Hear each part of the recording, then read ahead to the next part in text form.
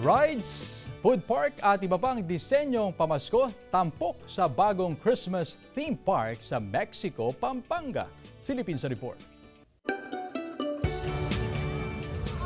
Ang Burmans ay hudyat na rin ang pagningning ng iba't ibang Christmas park sa lalawigan ng Pampanga. Sa bayan ng Mexico, isang Christmas park ang binabalik-balikan dahil sa iba't ibang atraksyon na swak sa bagets at young at heart. Aakalain na nasa Singapore sa mga nagtataasang puno na namumutiktik sa mga ilaw. White and blue Christmas naman ang hatid na vibe ng lawang ito. Siguradong mai-entertain ka sa iba't ibang characters na sasalubong sayo sa park. Picture perfect spot sa mga magbabarkada ang Butterfly Dome, maging ang cave lights. Maganda po siya para sa mga bata at maganda din po siya ngayong parating na Pasko. Feel nyo lalo yung presence of Christmas at family bonding na rin.